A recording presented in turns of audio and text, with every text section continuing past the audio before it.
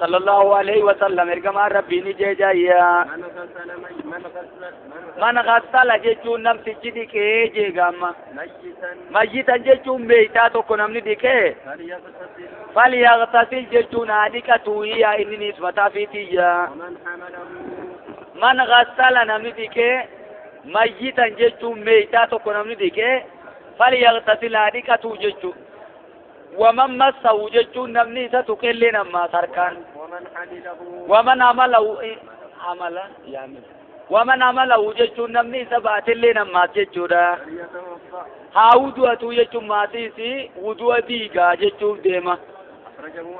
إسا باتي ديمو ودو سر ديغا أمو إسا ديكون لكان سقام غوتوتي وجبسيسا جيتون ديمو ودو برخوتي هي أي ميدم والترمذي يتون ترمذي نما وديت خنان بريدا آجيجان وقال أحمد بن حنبل جماس لا يصح شيء في هذا لا يصح جتون فيان كبوجي لا يصح جتون قل كل رامك شيء جتون أجد ما تقول لنا قل كل متجي في هذا الباب حكمي تنخيت جتونا نمني ميتا ديك هاديكاتو خمو ميتا باتي دي معودو أتو وانجو غانا خيزتي واني تكالي تفيا قبدو جيرتو تفتيتو أيان قبدو حديث عبد الله عباس وقوجي رجيشورا ليس في غسل مجيتكم غسل ميتا خيزن ديكو خيزتي ركاسي سنرتين جيرو جي وإن مجيتكم يموت طائرا وليس في نجس ميتان كيزن وقادو تارا على تهندوا سنيفو ميتادي كودا جيجا ديكاسي سنرتين جيرو وكذلك أكسم ماتي وجوني هنجيرو جيجودا سنيفو ميتادي كوبني ديكاساني ميتا باساني دي مدابني وجواتاني بوتا رب نتيجة دين دابين سوشالا فيرمان جتت أيارا مال جيم إنك أبوفان سيفنو هيك شو ربطي مين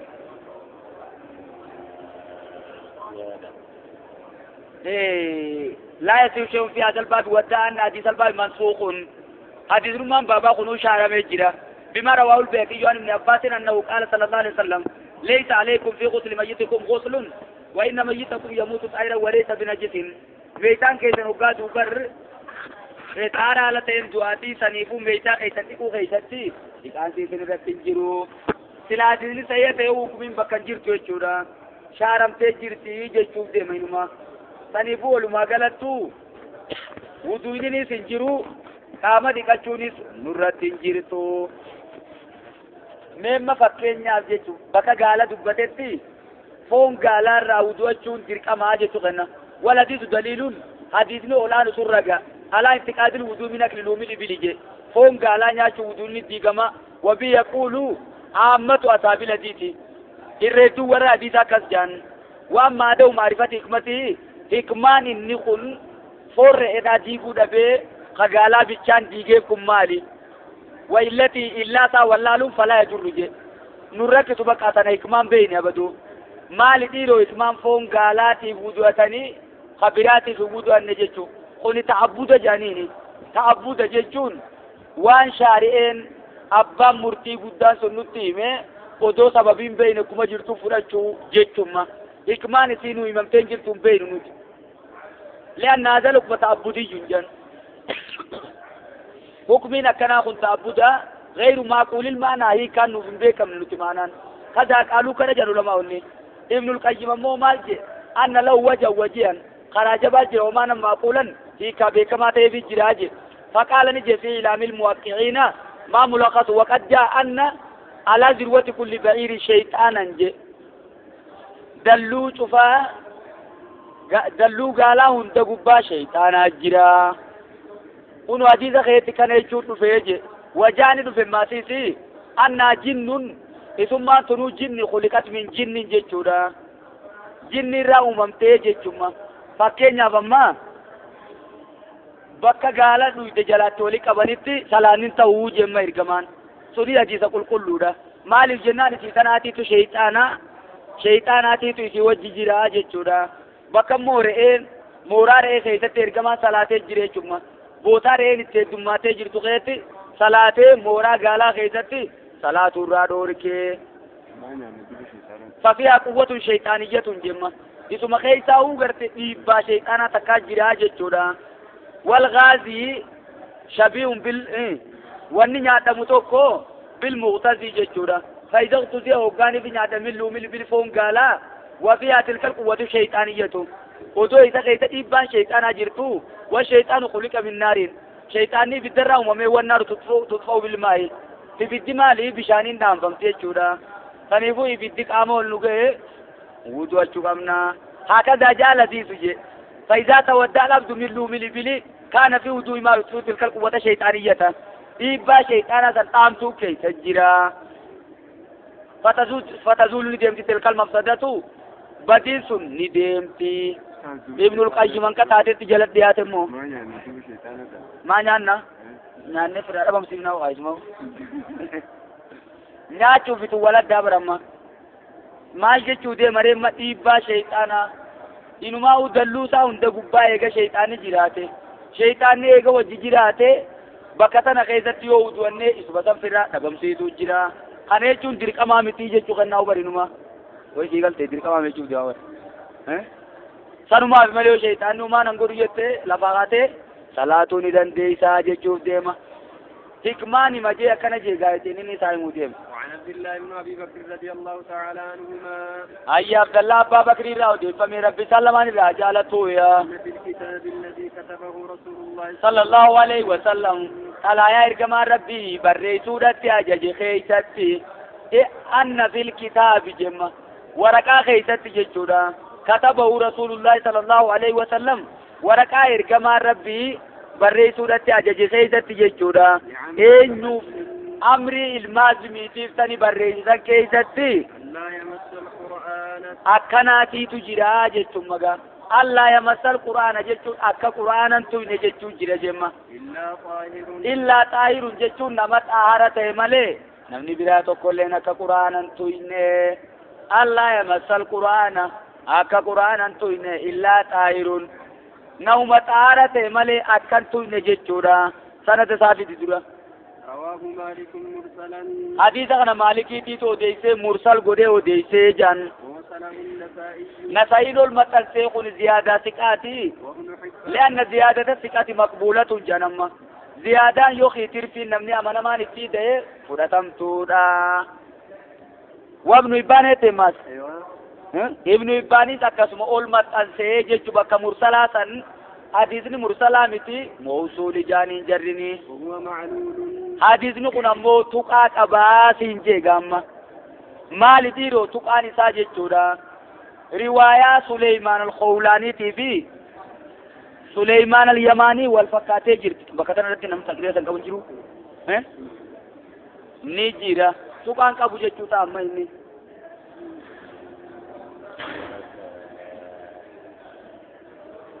إنما أعلى المصنف جتو نافذ بن وجر حديث كان أولي كيف لأنه ظن نسي اتفاقاته أنه من رواية سليمان بن داود اليماني رواية سليمان بن داود اتفاقاته حافظ بن وجر توقع كبجين جان وهو متفق على تركه لقى سليمان بن داود اليماني حديث ساتي فما تورته ولقل تجرى ولكن سيمو دبين كلون أنه من رواية سليمان بن داود الخولاني حديث نقول رواية سليمان بن داود الخولاني تجرى يماني في خولاني ولده وهو ثقة جتون سليمان بن داود الخولاني نما دا أثنى عليه أئمة الحديث ورين حديث وديسنون دينو إذا فارسني جيران انت ملخصا من السبل سنفو حديث ما رواية سليمان بن داود الخولاني تمالي خيماني تيمتي حديث تقان قبو موصولي جبا حكمي خنو ندن ديا جتون بما ما يتن حكمي ساسيناتو نمدورا سند دبچو جيرا دورا حديثني اگتابتو حديثني حديث صحيح جنة فدانه چورا مال جچو کے نمو اني نمت آهارة ملي قرآن كنتو اني جچو خنا آهارة جچي جوخوني آهيرين كن نموتا افريد دبسمو دندیا جان مي افران fakkeenyaaf amma namni muuminaatis xaahara jaama jechuudha. innamal mushrikuuna najasun je rabbiin mushriktoonni najisaa je mafhuma isaatiin muumintoonni xaahara xaahiruun qulqulluudha jechuuf deeme jechuudha. ergamaa rabbitti alayhi salaatu wassalaami Abi Hurayraan guyyaa tokko janaabdaan na qabdee je odoo janaabdaan qaama kiyyarra jirtuutu ergamaa rabbii na boodaan dhufe an akkanumattiin ergamaa rabbii duraa maqee qaama dhiqadhee hin deebi'ee dubbisa malee akkanatti hin dubbisu jee ka'ee kutee eegana dhufee deebi'ee dubbise reefuun sana isa kuttee naan jee na gaafatee bara akkana janaabtaa waan na jirtuufiin sana jechaan dhiqadhee dhufe subhaanallah innal mu'mina laa yanjusu jee jaan aboo rabbiin qulqulluudha muumintoonni bar hin najifamu namni muuminaa qulqulluudha je saniifuu muuminninis xaahara ni jaama kasimire haya ammalchi garagalii namtichi wudu'atee xaahara ni jaama jechuudha. maalirraa beekne hadiisa baabul masi alal khuffeynii keessa jalqaba hadiisa muqiiraa almashuubaa inuma hadiisumachi keessa dhufe san hundaa fudhadhu da'awumaa fa inni adkaltumaa xaahirateen je wudu'adheetiin miilas kiyya kaayadhe dhiisi je jechuudha. saniifuu namni wudu'atee wudu'a qabuusi xaahara ni jaama jechuudha. lama namni maatiin najaasaan qaama isaa irra hin jirres xaahara ni jaama jechuudha. ka qaama isaa najisnin tuqin jechumma kun immoo xaahara jaamuu irratti waliigaltee ulamaawotaa jira ijmaa surragaan namni maatii janaabsaan qaama isaa irra hin jirres xaahara ni jaamaa jechuudha. wa in kuntum junuban faxaharuu jee rabbiin yoo janaabsaan isin jiraattee qulqulleeffadhaa jee jechuudha. duuba xaahirri kun xaahara kamire maatit allah yamassal quraana akka quraanan tuyne illaa xaahiruniin nama wudu'a guuttatee qabu malee jechumoo illaa xaahiruniin muumina malee jechumoo illaa xaahiruniin namni najaasaan qaama isaa irra hin jirre jechumoo illaa xaahiruniin namni janaabsaan qabne jechuu kana keessaa kan taate nuun galle jechuudha. abaduu qariinaa jechuma xiqqishu akeeka tokko waan irraa fudhannu jira. amri ibnu azmi gaafa sana eessa jira biyya mushriktoota keessa jira jechuudha. shaam jira aalal kitaab keessa jira jechuudha. saniifuu allah yamassal quraana illaa xaahiruun jechuun nama muuminaa malee mushrikni kan tuyne jechuuf deema. laa yamassuu illal mutahharuuna jechuun ammoo duuba sunoo maaliin fassarame quraana kana bartuu hin tuquu illal mutahharuuna je jarreen qulqulluu san malee malaayikota malee sheyxaanni karaa kanatti tuqanii bar jechuudha. tanziilu min rabbil aalamiin rabbi aalamtoota irraa buufame sheyxaanni yookiin jinni karaa kanatti waa takkallee itti makuu hin dandeessu. eenyuu fide jechuun magaa jibriiliitiitu rabbi irraa fuudhee fida karaa kana sheyxaanni humaatti makuu hin dandayu. duuba nuti walumaa galattuu maal jechuu yaana reemma saniifuu qur'aanaaf wudu'atanii wudu'a guuttachuu sunnaadha malee dirqamaa miti. namni muuminaa qur'aanaan bakkatti adda fagaatu hin qabu jechuunuma eeysa geeysa duuba yeroo hunda namni wudu'atu malee qur'aan akkam fuune yoo jette eeysa geeysuu deemta. saniifuu muuminni qur'aanaan addan fagaatu kaan rasuulullahi sallallahu alaihi wasallam yazkurullah ala kulli ayaanii je ergamaa yeroo isaa hunda yeroo gartee khalaafaa seeni malee yeroo shintibeetii seeni malee yeroo hunda rabbi qulqulleeysa. saniifuu wantoota rabbiin ittiin zakkaramu keeysaa beekamaan maali tokko qur'aana jechuudha. wa innahu lazikrun laka wa liqawmika saniifuu qur'aanaan addan fagaannu allah yamassal qur'aana illaa xaahiruun jechuun qariinaa gaafa san amri ibnu azmi biyya mushrikaa jiraachuu irraa fudhannee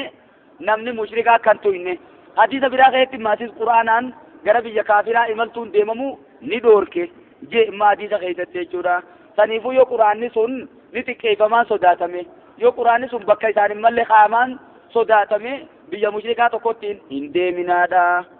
nuun jaame sanirraa beeynee jechuma nama muuminaa malee mushrikni tuquu jechuu jira. maal jettaan ati asirratti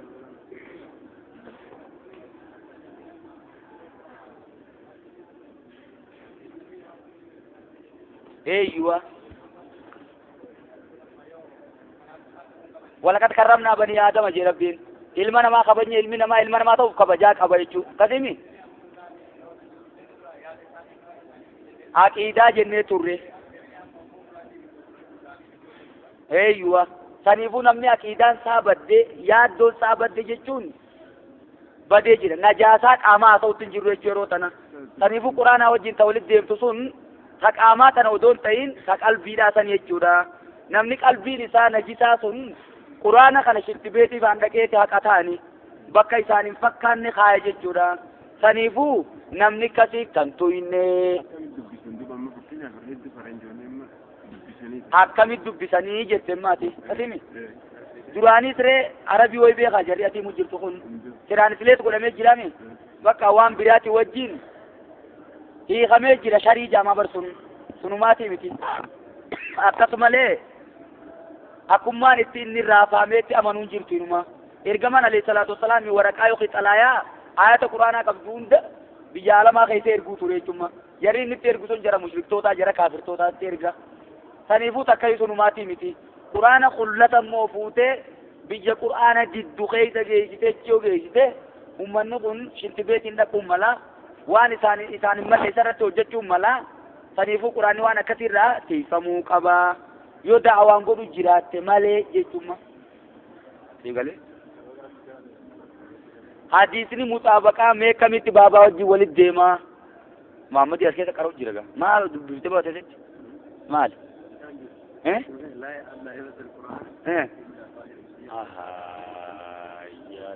saniifumma muxaabaqaan isaa xaayirunii jechuu kana faallaan galchuu deema jechuudha. Kasimi nawaaqida udu'aa keessa jirra nama udu'a guuttate malee faa jechuuf deema jechuudha. Saniifuu shirkiin silaa beekamaa namti amantii irraa gargallaa wuduun isaatu hin jiru bar murtaddii nawaaqida udu'aa keessa jirti yookaan warri iddatu yaa barniima jarri lakkaa'u sun ani kan wanda na fagat